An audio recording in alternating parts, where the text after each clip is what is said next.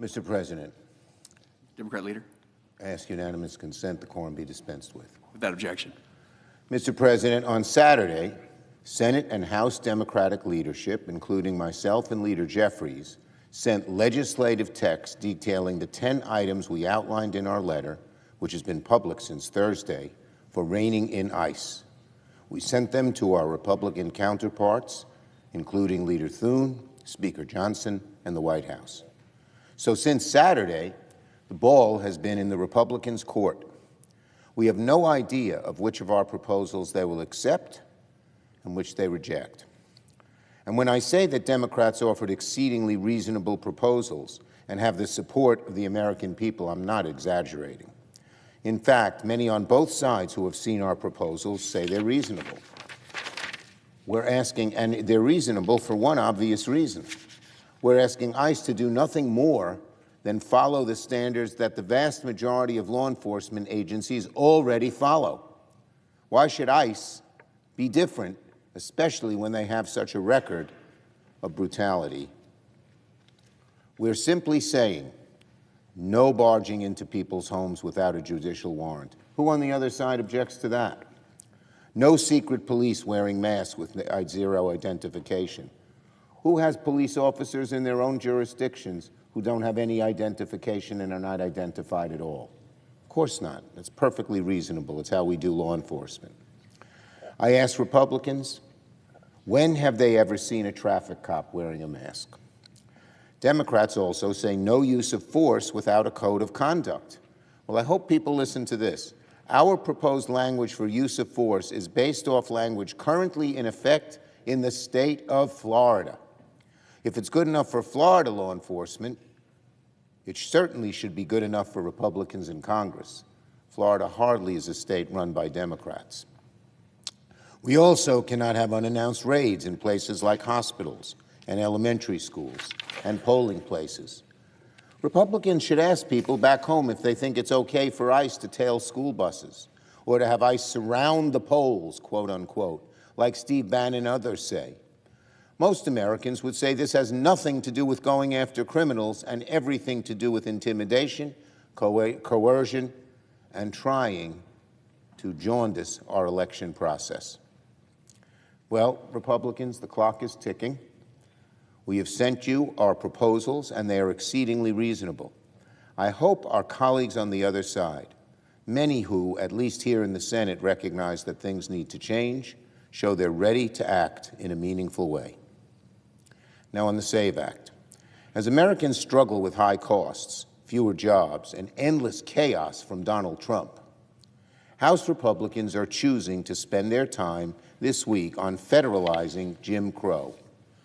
Republicans bristle, the right wing bristles, every time I say that the SAVE Act is Jim Crow 2.0. They don't like it because sometimes the truth hurts.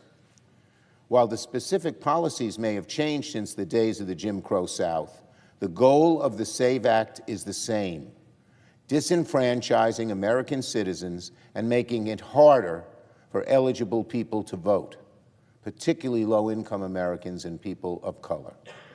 This is the truth. The SAVE Act is not a mainstream bill whatsoever. It's a fringe piece of legislation that has now taken over the Republican Party, masquerading as election security, when it's really about laying the groundwork to meddle in the midterm elections and make it much harder for people to vote. Here are just some of the nasty reasons the SAVE Act is as extreme as it gets.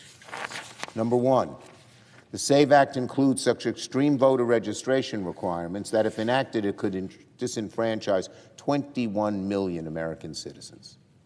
21 million. That is more than 10%, or significantly more than 10% of the people who vote.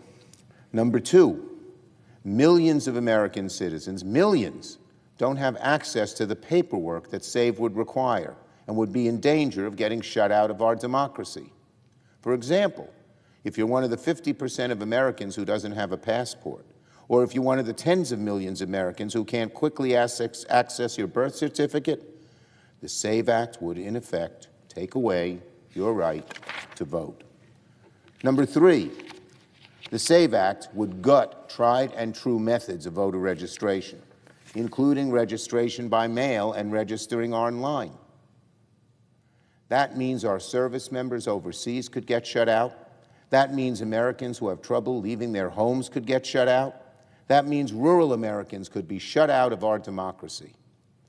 The SAVE Act would introduce the 21st century equivalent of a democracy that tolerates literacy tests and asks people to guess the number of jelly beans in a jar. And for what reason? Because Donald Trump, to this day, lies about the 2020 election, and Republicans in the House, dutiful lemmings to the end, eagerly enable his lies and push radical bills pretending they care about election security. The SAVE Act is dead on arrival in the Senate. Senate Democrats will not sign our names to this radical piece of legislation that takes away the right to vote from tens of millions of American citizens. On Epstein, the most important ad that Americans saw during Super Bowl Sunday had nothing to do with a new product or TV show. It was about justice for Jeffrey Epstein's victims. An ad yesterday, championed by the organization World Without Exploitation, reminded the American people of the ugly truth. Millions upon millions of files, roughly half of the Epstein files, are still being locked away by the Department of Justice, and they have failed to explain why in a way that the law requires. The Senate passed legislation unanimously last year requiring these files to be released by December 19th. That was more than 50 days ago. The American people are wondering, and they're still waiting, what is Pam Bondi hiding? Earlier today, Ghislaine Maxwell came before the House Oversight Committee and refused to answer questions, instead invoking the Fifth Amendment for every single question. Later this week, Pam Bondi will testify before the House Judiciary Committee, but to date has failed to show the American people the transparency Americans are demanding. The American people aren't getting the answers they were promised about Jeffrey Epstein. Shame, shame on the Department of Justice. While they continue to hide the truth, Jeffrey Epstein's victims continue to wait for their day of justice. And finally, on a Trump nominee, Jeremy Carl, this week, the Senate Foreign Relations Committee will hear testimony about Jeremy Carl, Donald Trump's nominee to be the Assistant Secretary of State for International Organizations. To call Jeremy Carl a radical and a bigot and unqualified is all far too kind. Jeremy Carl has a long history of making violent, anti-Semitic, and openly racist comments in podcasts and on social media, which recently he's tried frantically to erase. Of his political opponents, he once said, quote, "There is no peaceful coexistence. We either win or die." He called Juneteenth, quote, "a race-hustling and white-shaming holiday." And if that you're a white person celebrating Juneteenth, you've already surrendered. Can you believe a guy would say this? He said that Jews have often loved to play the victim. And on a podcast a few years ago, he added, throughout history, Jews chose some professions that made them more oppressive. And they can't be surprised that the average descendants of Cossack peasants would be resentful towards them. You believe this? What stereotypical garbage. On the Holocaust, Carl simply says everyone has traumas in their past. In other words, he's saying get over it. That's vile. Jeremy Carl's long history of racist, white supremacist, and anti-Semitic views plainly disqualifies him from serving in a senior diplomatic post at the Department of State. No person who thinks Jews should get over the Holocaust and spreads pernicious Jewish stereotypes can claim to have the character or judgment to serve as a diplomat for this country. Jeremy Carl's nomination should go no further after this week, and he should be forced to answer during testimony for his long history of violent, racist, and anti-Semitic rhetoric. I yield the floor. And note the senator from Washington State has arrived.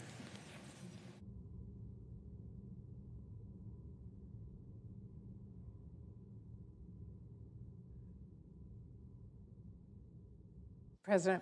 Senator from Washington. Thank you, Mr. President. Now, before I get started, I just have to say, how about those Seahawks? Congratulations to the Seattle Seahawks on a very